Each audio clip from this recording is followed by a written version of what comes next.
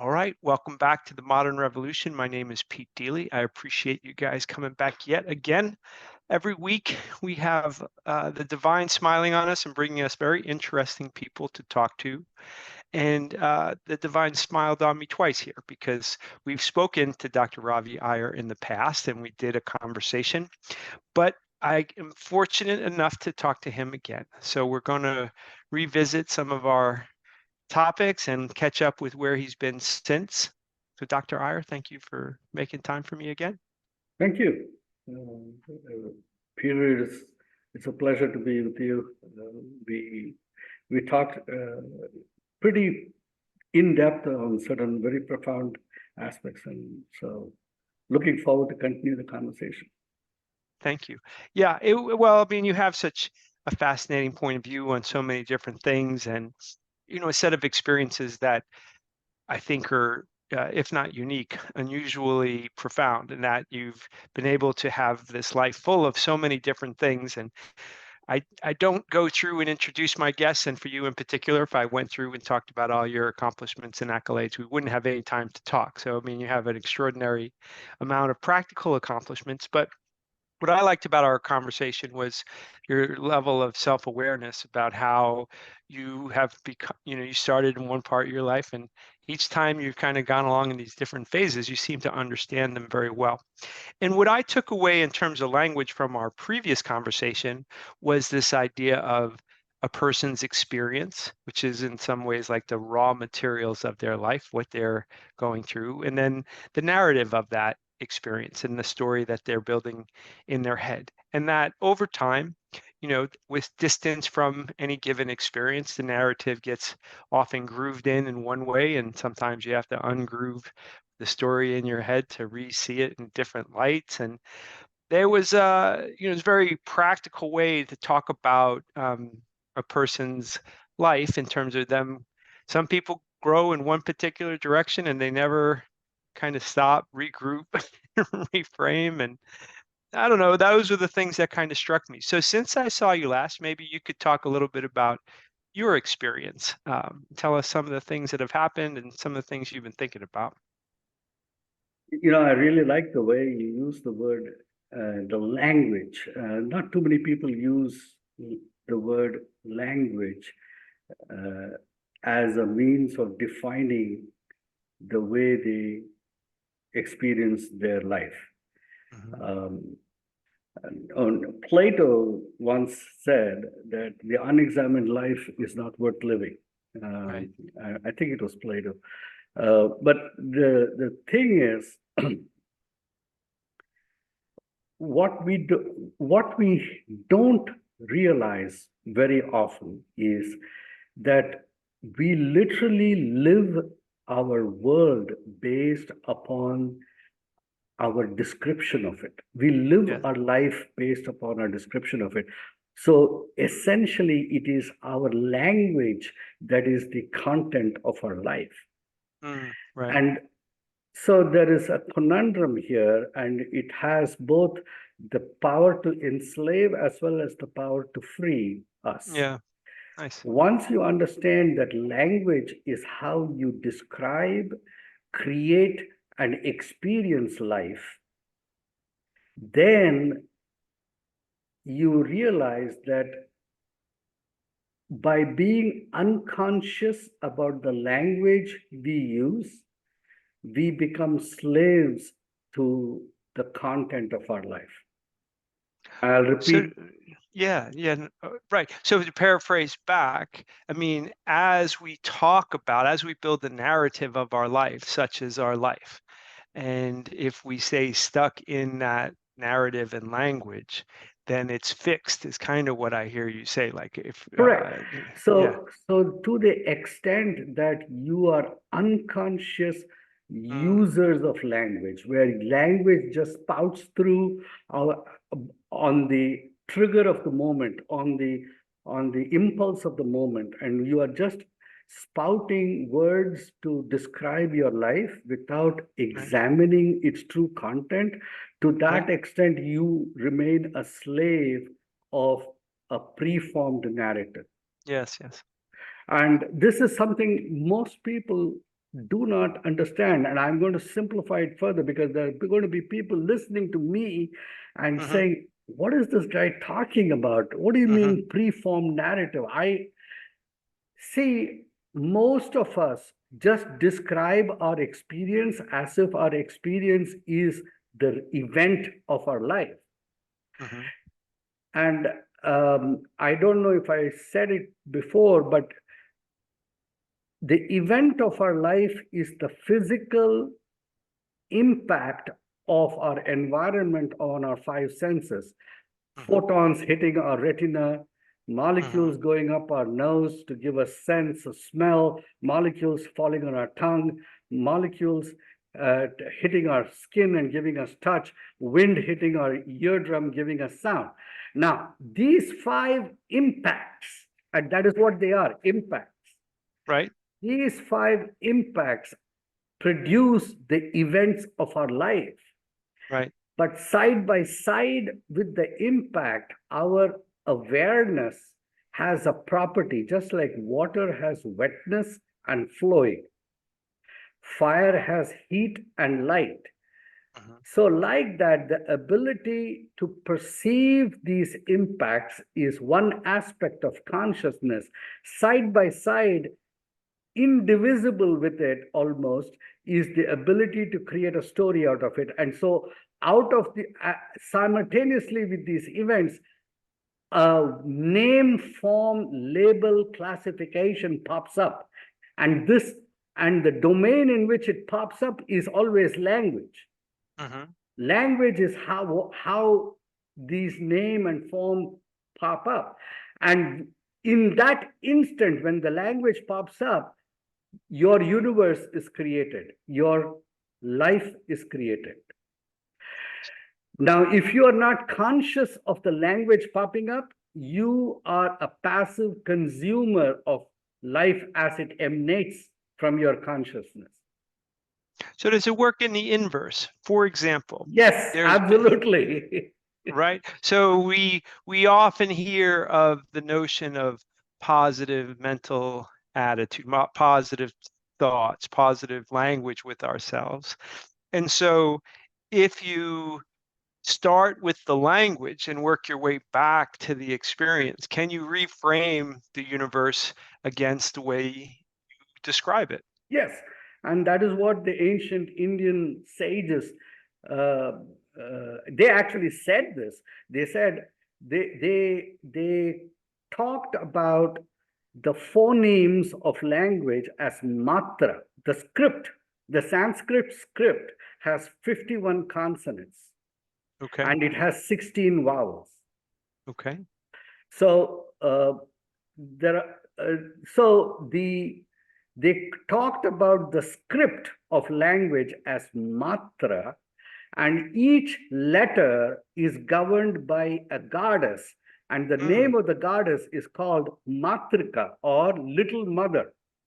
okay. Literally, she who gives birth to the word or Okay. gives birth to the universe.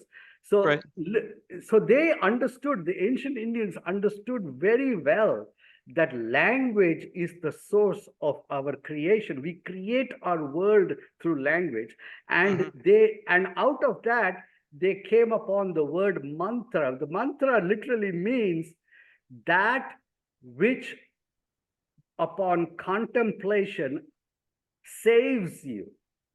Mm, Man or man comes from mind. So man is that which you contemplate upon. So you, when you direct your awareness to one singular language, form of language, it saves you by excluding all the diverse manifestations and reducing yourself to singularity. And in that moment of singularity, you can enter experience as pure experience rather than being trapped into a representation of experience as language. so we see this in a lot of cultures.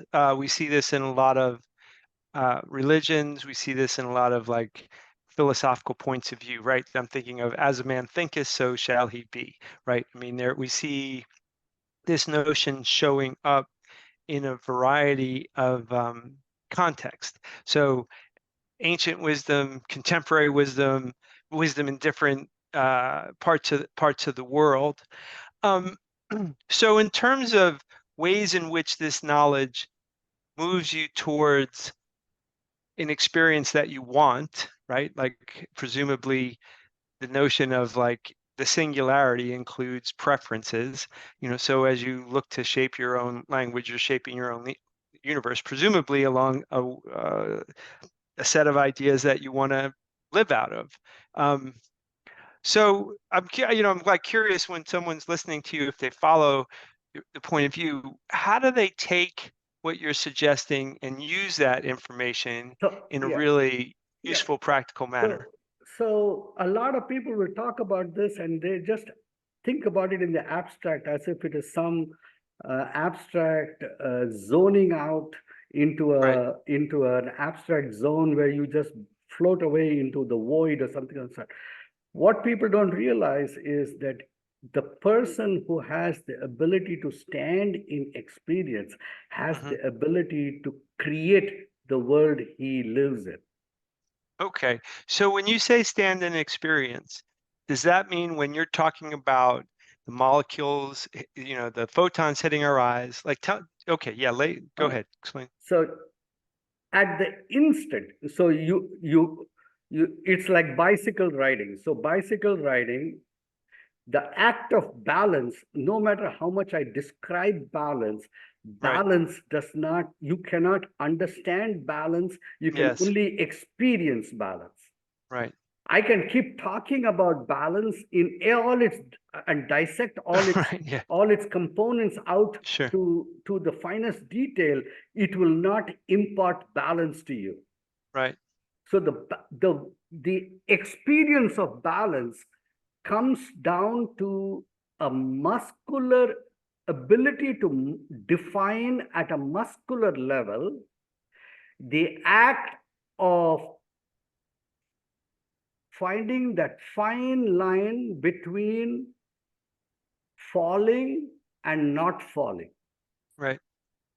And in that fine zone where you are able to balance or you are able to match the forces of gravity that pull you towards the ground Hmm. versus your own muscular ability to remain erect, you enter that fine line of Yeah. distinction Yeah. called balance.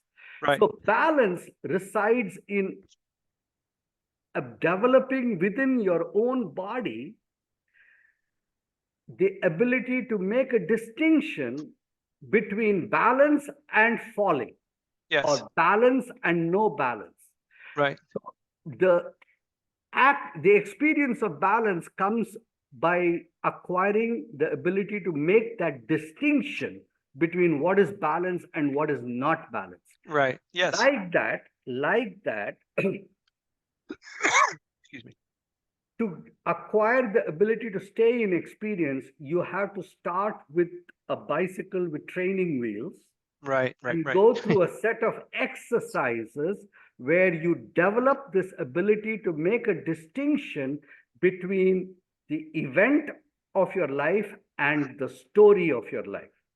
So the event of your life is real, Right. the story of your life is representation. Right.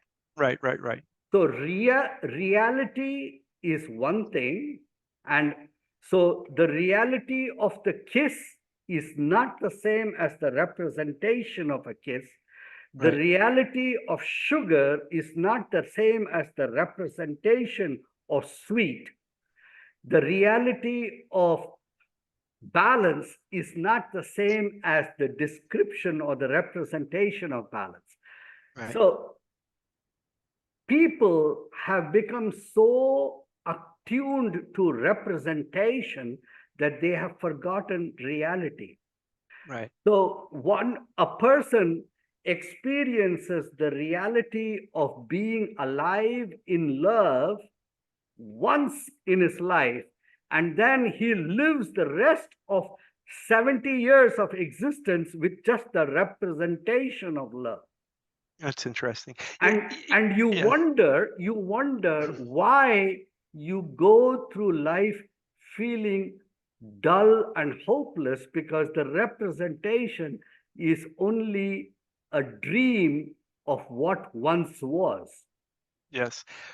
Well, as you're talking, this is just a detail of my recollections, right? So there's the absurdist painters in the early part of the 20th century. There was a famous painting of a pipe, and then it had language underneath it, right?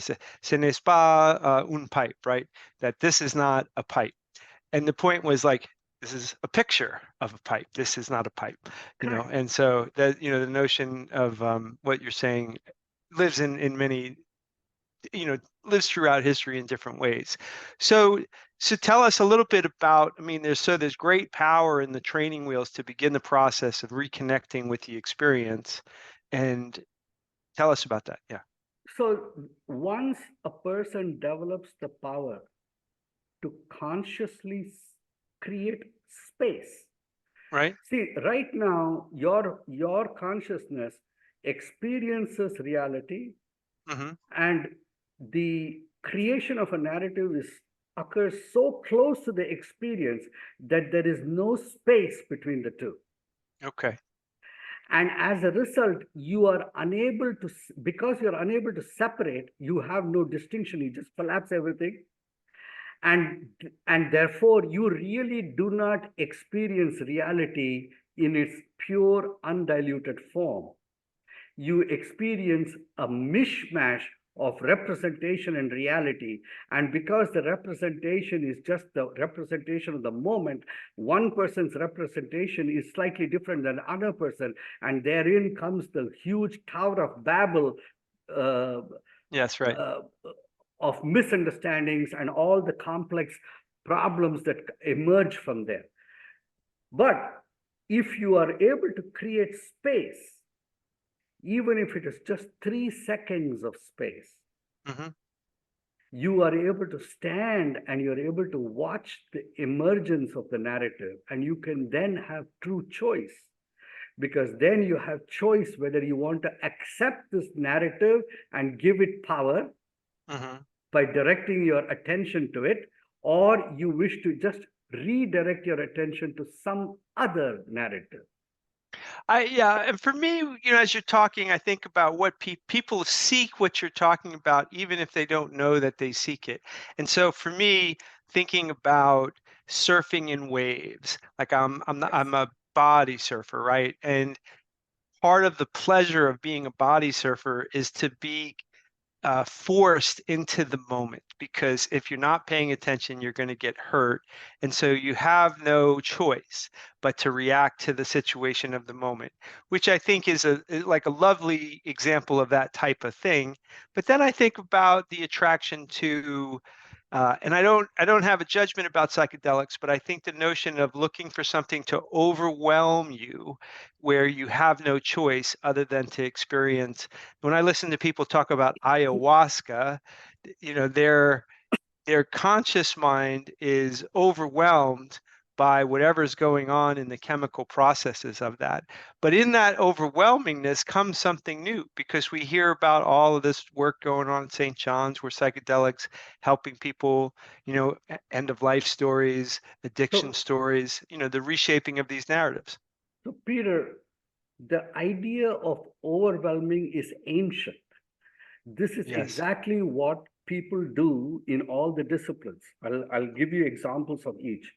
right, When a person, now, imminent death, fear of right. death will overwhelm you and shut that narrative part of your Yes, awareness. right, right. That is why people do bungee jumping. That is why people do Yes, wingsuit jumping, because when they are falling right. and flying, there is no narrative, there is just pure experience. And Yes, yes, they experience exhilaration, because right. for that moment they do not exist. They exist only in that. Yes, yes, Right? yes. Only the experience exists. The same thing happens when you fall in love. Hmm. at the height of an explosive orgasm, what happens is your narrative is shut off, and the intensity of the orgasm causes an overwhelming Yes. explosion. That is what happens in the Zen Satori, where Hmm. there is a sudden overwhelming of the narrative part of your brain, and that shuts off, and immediately you experience pure Hmm. experience. Right. That is what happens in the Eastern philosophies of where they say you can either arrive at this expansion through inquiry and rejection, conscious rejection of narratives, not this, not this, not this, not this. And you keep rejecting narratives until you reach a place where there are nothing left to reject, and that is just pure experience. And that is one way of doing it, an intellectual process of subtraction of narratives down to prime principle, or surrender. They call surrender to a higher power, where you Yes. suddenly over the sudden surrender causes an overwhelming. In both cases, this is what is happening. Right. You become completely subsumed by the experience. And in that experience, so now so what has happened in the interval between our last conversation and today is Yes. I Tell have, me. I have taken this into a formalized workshop and formalized course where I guide groups of people into learning how they can create that 3 seconds of space, because that 3 seconds of space is the key. Because if you can create 3 seconds of space, you can create 30 seconds. And if you can create 30 seconds, you can create 30 minutes Right. and 30 hours or 30 years, like that. So in that space, what happens is you you enter what I call the eye of the sensory cyclone of life. Right. And Right. in that eye, you can stand there with immense power, Sure. and you can then have true possibility into how life emerges for you. Until Yes. then, you have no possibility. There is no possibility as long as the narrative is triggered and it comes and it blends in and it is welded to the experience such that you have no choice in the matter. Right. So in like I think about alcoholism, and I remember listening to an addiction counselor talk about alcoholism, and they're like, well, people, uh, when they come to me and they talk about, well, you have a problem, alcohol, but to the alcoholic, the alcohol is the solution, not the problem. And I think about the habituation to remove yourself from your own narrative by overwhelming your physiology with in this instance it's a poison, right? So Yeah. alcohol is technically a poison to the body, and it removes your concern of the future in many cases. And we talk about bungee jumping, we talk about surfing. For me, jujitsu is a form of these things because it requires Psychedelics, me. everything, LSD, everything is all Yeah, coming down to, ayahuasca, all that. So when you do your workshops, can you talk a little bit about how you create a tool that can live in somebody's life and have that constructive quality of a repeatable way for someone to come back and start to move from 1 second, 2 second, 3 seconds, 30 minutes, like, so the yeah, tell us beauty about that. the beauty of it is that I don't need to give somebody a tool Okay. to know what exists within them already. I just need to get them to that space where they experience it once. Okay. And I need to get them to that space without giving them an external tool to arrive. I need to Oh, show them that a way of getting to them that space themselves. okay. once, because that's the problem. See, if it is alcohol that gets you to that space, then you are dependent on alcohol. Yes, You right, don't right. learn. If it is LSD, or if it's a Yes, mushroom that gets you to that space, you don't know how to get there without it. right. So that is the fundamental problem. You cannot teach them to get to that space through a crutch, Okay. even though a crutch can get you to that space. Well, Crutch can prove it, right? That it's possible. I Yeah, mean, right? but Like I think sometimes it's like can be a proof of concept of sorts, but you can't exactly. live. Yeah. But then it is seductive, and that Yes. crutch will forever cripple their ability to find it themselves. Yeah, So that's a good point. Yeah. the way you do it is you create a, a, a, a mental isolation tank in conversation. Okay. So when just just you create a scenario where you have a group of people, and you put them in a conversation where they have to confront things that they were not willing to confront before. Okay. And most of the people were not willing to confront, not as a conscious act, but as an unconscious act of being unconscious. They are unconscious that they are unconscious. Right, right, right, right. So when you push them into that space where they have no option except to face the inauthenticity or the deception of their own deception, Right, right.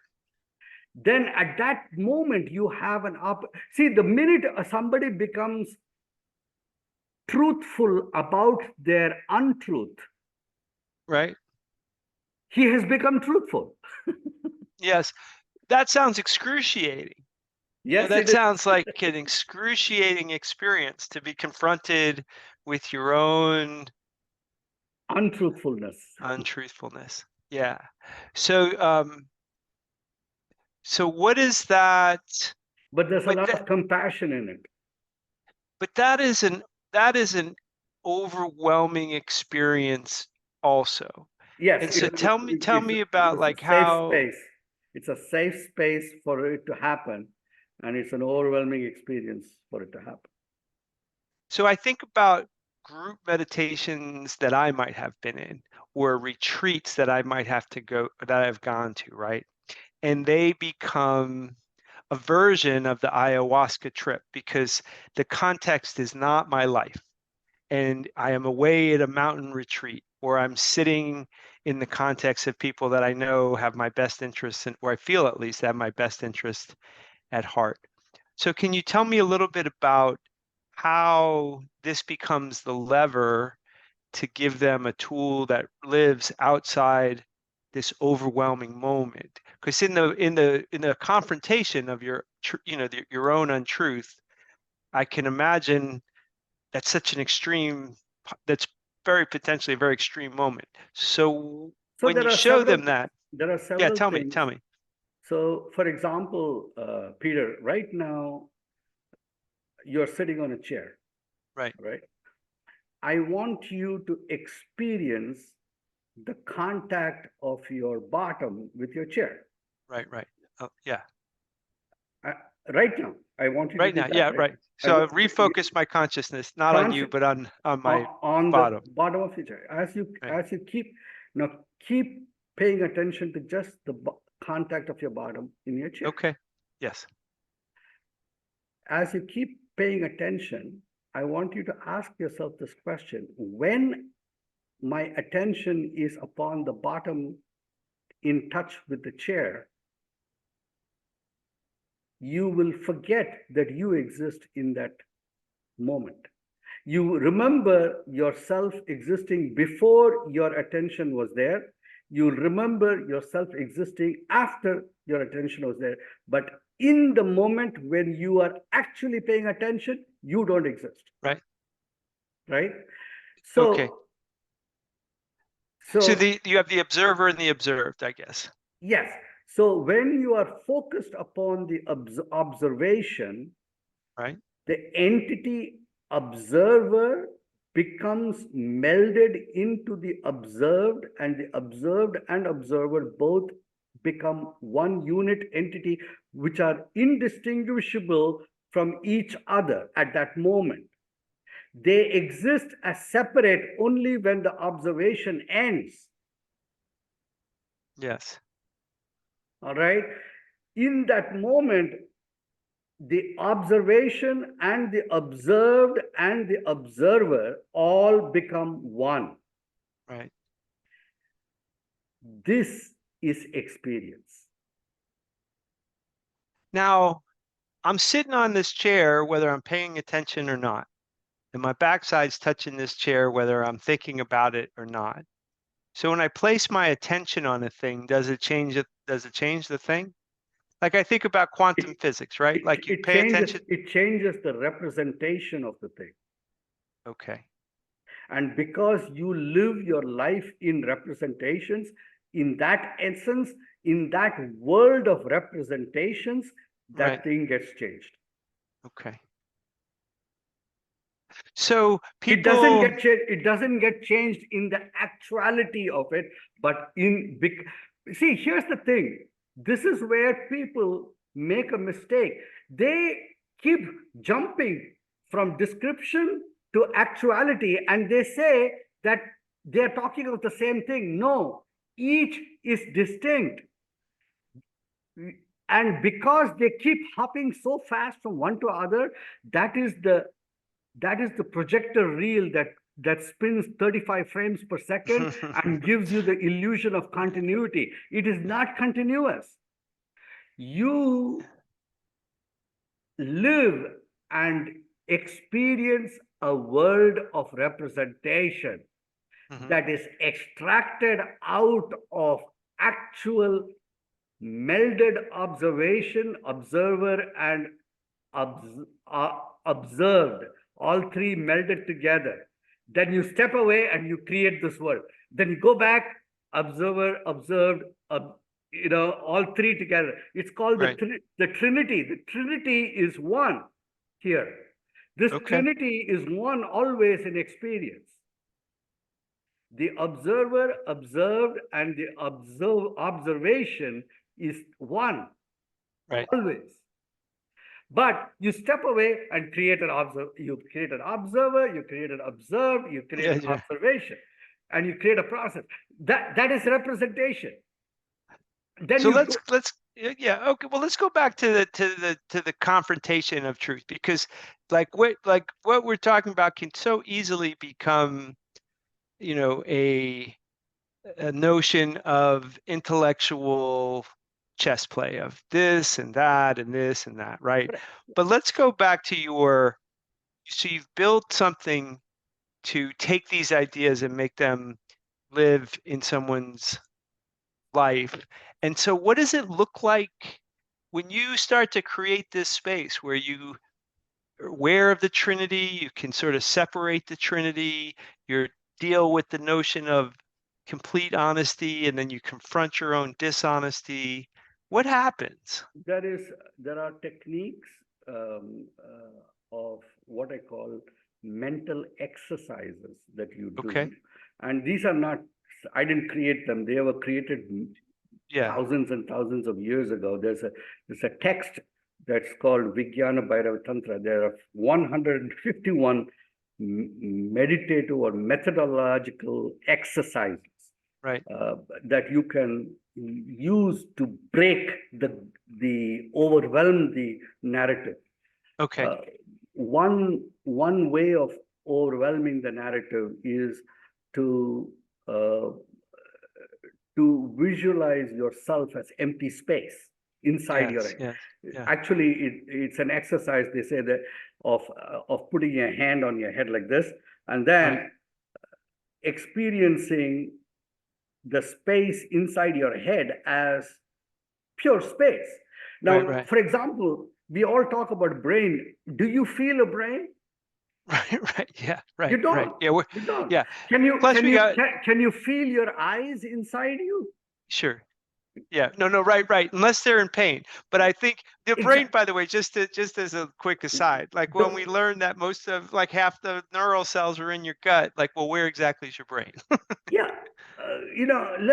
try to feel. Can we feel a part of our body inside us? Can we feel our kidneys, for example? Can we feel our uterus? Can we feel our, you know, until and unless there is discomfort, we do Yes, not right. experience our body. Right, right, Our right. body exists in, and that is the beauty of it, right? Until and unless it exists as a neural stimulation of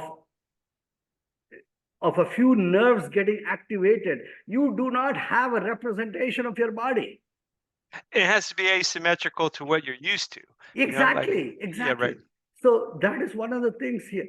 So, so even this concept of body is a representation. If you go far enough into the Eastern philosophy, they say that it is actually your body is only a representation of you actually exist as pure space, is what they say. But anyway, I don't want to get too far into voodoo. As yeah, because there is a practical value in having the power to create space.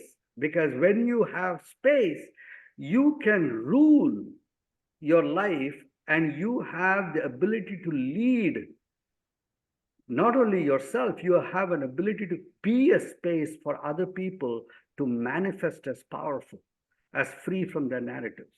Yeah. So one of the things we do is in the workshop is teach people how to create space for themselves through certain exercises. Mhm. And then we teach them to be able to do that in the midst of everyday activity. Right. And in this manner, slowly they develop skill in balance. And Mhm. eventually, one day, the training wheels come off and they go forth into society as, as, as skilled people. Yeah. And Yeah. they are enormously powerful. They are Yeah. enormously competent. They are enormously successful in their leadership. Well, yeah, I have a friend who's a jujitsu professor, and he's also he's also a martial artist among many disciplines. And he wrote a book called Light on the Gentle Art. Jiu-Jitsu is known as the gentle art, and it's the Jiu-Jitsu Sutras. And so we've had he and I have had a lot of A conversations on the sutra is an notion. aphorism. Yes. So he wrote a whole series of aphorisms on jiu-jitsu as a tool, much in the way that like asana yoga, right? Physical yoga is the way to into these other types of yoga. Mhm. It's physical yoga is supposed to be the doorway into all these other more deeper um, types of practices. And in jujitsu, for us, there is the notion of how do you act within the context of pressure? In the context of Yeah, duress. Can you remain imperturbable in the context of that is so, it. and so it's your teaching, in my mind, what's the expression? Samsara, in the samsara of life, in the whirlwind of life. Samsara is nothing but representations. Okay. But in the midst of this eye of the hurricane, which never stops, which is all day, Yeah, every day, yeah, you could stay right there, right yeah. in the middle. You can stay right there and you can watch the narrative spinning around. And in that power, you can choose. You have a choice to act or you have a choice to not Yes. act. Yeah, You yeah. have a choice which way to act. You at that moment, you see, one of the things is you cannot not have narratives Right. because they are a part of your being.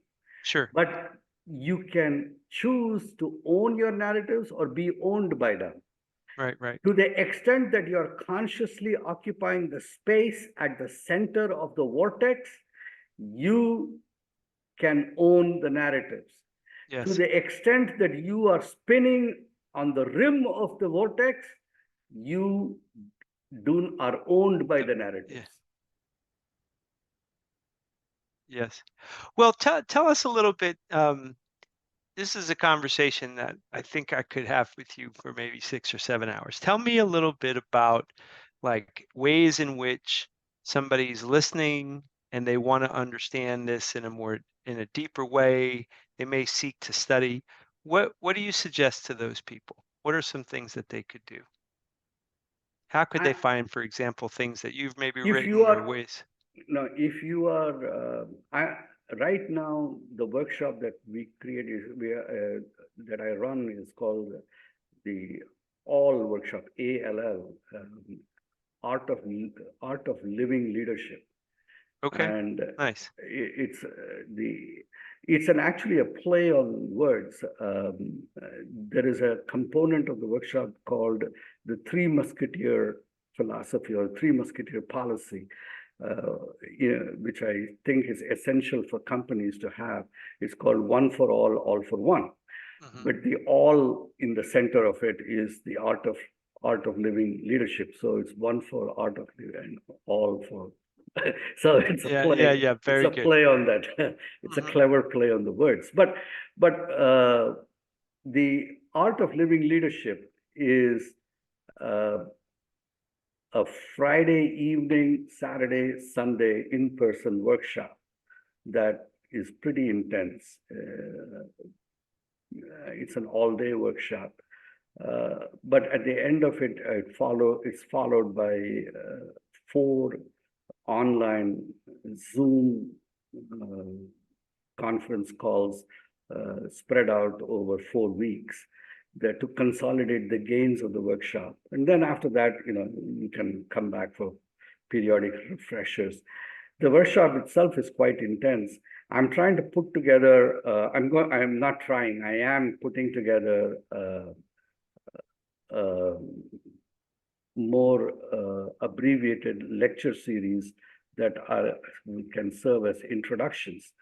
But all of this requires in-person attendance to some extent. So I Yeah, where are don't, you at? What part of the world are you in? I'm in Vienna, Virginia, which is Northern Virginia, Washington, D.C. suburbs.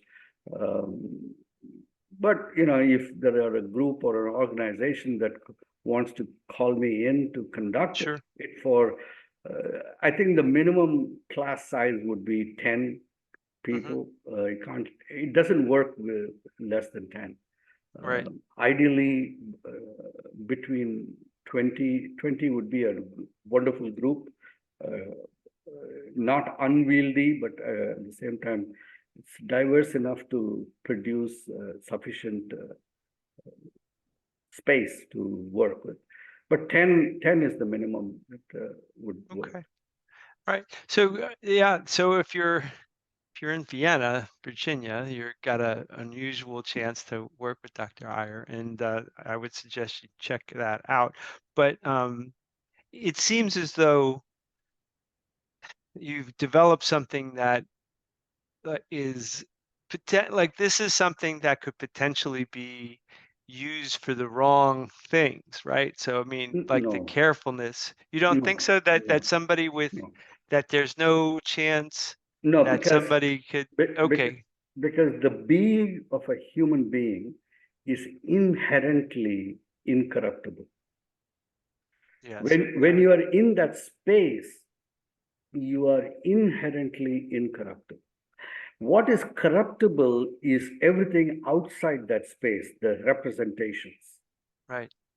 So Yeah, people who are habituated to staying in the representation talk about how to manipulate, how to dominate, yes, yes, yeah, how, right. Yeah. but in that space there is no one to manipulate. There is just being, and in that space you are incorruptible. So being moral, being good, being working towards the highest common good is an intrinsic nature of that space. You Yeah. don't have to be good to be in that space. When you are in that space, you are good automatically. Yeah, and I guess what I was thinking about was um that when I trust you, but a lot of those uh I feel like I've seen and observed the notion of people looking to um do a false version of what you're talking about, right? Of Where, course, there are, yeah, because they'll yeah, play around with the narrative right there right, and position themselves, but not really. And that's always going to happen. yeah, That's yeah, never going to be a situation where it cannot happen. yeah, And yeah, the key here is how how are you constructing this? You're not brainwashing anybody. You are asking them. It is like going into a psychotherapy unit. Can a right. psychotherapist actually do damage? Yes, of course they can. Well, right, right, right. Yeah, I guess it comes to mind just in the notion if someone's not next to you, that to that that there are things out there that could move people where a less scrupulous person could use some of these So notions that could be manipulative and not, and that's just something I feel like people should be cautious of just like them entering into it. Yeah, yeah. just like using a psychedelic can get you Yes, yes, yeah. into Right, something right, bad. So the right, problem is there is always going to be right. the potential of things going the wrong way, Right. either by lack of attention or through malicious intent. Things Yes, can, right. but the imperative of human beings to discover the source of their being is paramount, in my opinion, and it overwhelms all other concerns. Yes, yes. Yeah, See, it is so because the alternative of not right, finding your own being is to right. live an existence that is no different than an animal. Yeah, right, right, right. Yeah, yeah. Yeah, because then the narrative owns the person, and the person is just a You have subject. no freedom. You have no freedom. Yeah, You live a prison existence, and come. So if you look at that, if you once you realize that your conventional existence is within the prison walls of your narratives, no matter how beautiful they may be, no matter you're how right, right. Yes, yes, attractive yes. they may be, they are still within the prison walls. Hmm. And once the enormity of that truth descends upon you, then what happens is you see that the person becomes impelled to break through that wall. Right. And all that I do is I teach them how to make a crack. Because once you make that crack, from that moment onwards, the wall is broken. It Hmm. doesn't, and the only debate is how big is the crack? Is it big enough to let light pass through, or is it Right. big enough to let somebody walk out? Yes, yes, right. So once you teach somebody to make a crack, then at that moment, your job is done. From that moment onwards, they will spend the rest of their life going back to that crack and chipping away at it, chipping away at it. Because for that moment onwards, forever, the hypnotism of the narrative is broken. They can never again believe that. Right, right, right. Yeah, They have yeah, right, seen what is possible, and from that moment onwards, they can never again be fooled. They may say that the narrative is extremely powerful, but they will still see it as narrative. right. So you shall know the truth, and the truth shall set you free. Right. Yes. Okay. So once you see narrative, that it is narrative, even though it is overwhelmingly powerful and it is impelling you like a wave pushing you down the beach, you still know that you are being pushed. You don't fool yourself into thinking that it is you making the movement. Yeah, yeah.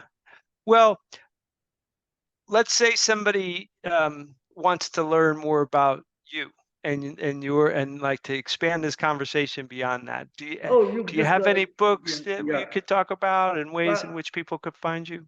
I'm working on my book. It's called The Eye of the Storm, and Okay. it's on this. But the thing, you just reach out to me on my website. It's Hmm.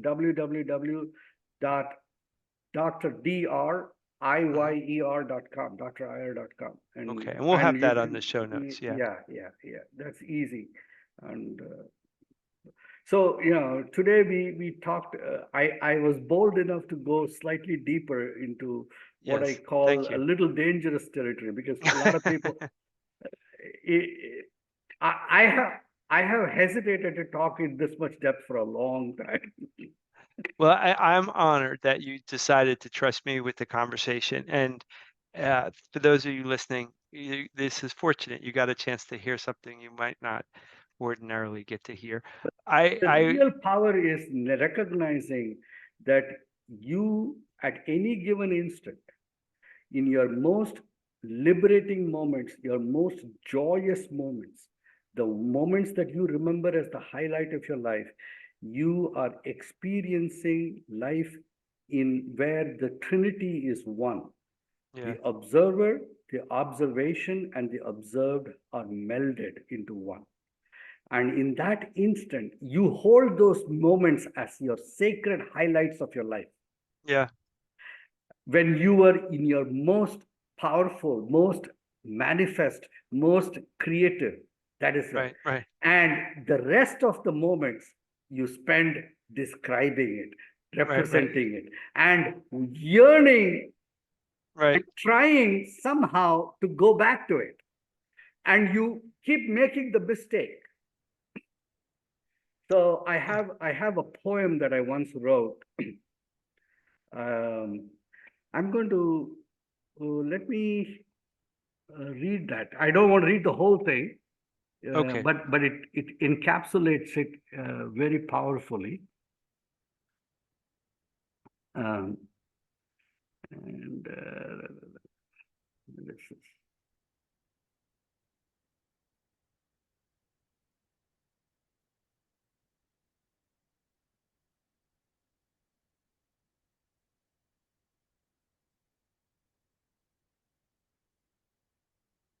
So it says here.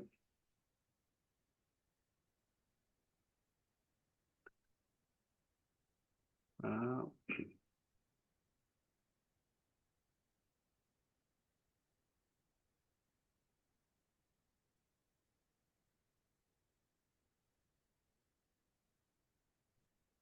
so paltry indeed is the common tongue of duality that speaks of my state in terms of plurality. Indeed, no word can exist when all is one. Nothing but silence indeed is my tongue. Undifferentiated and pristine, I remain supreme, but to say even this is verily to blaspheme. Who is there to describe my condition where redemption exists not, nor any perdition? And it says here, um, begin not the pursuit of happiness through action, like wounding oneself for the relief of a lotion.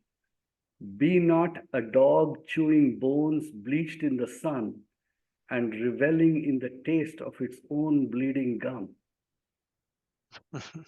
Nice. Well said. Well said. We'll add poet to the list of all your accomplishments and skills. I like it. But that is the essence of being in experience versus Sure. representations. I love it. Yeah. Okay. All right, Dr. Iyer. Thank you so much for taking us deeper into these ideas. And for those of you who may be listening for the first time, we have a conversation that several months back you could go back and take a look. And it will give you a little more context to Dr. Iyer's work and his ideas, and sort of a primer to today's more um, in-depth conversation of those same things. So, Dr. Iyer, thank you very much. Thank you, Peter. All right. So, thanks again for listening to us at the Modern Revolution, and I hope that you're inspired.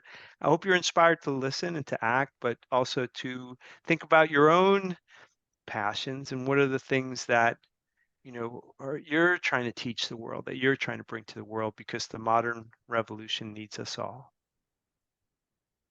Right.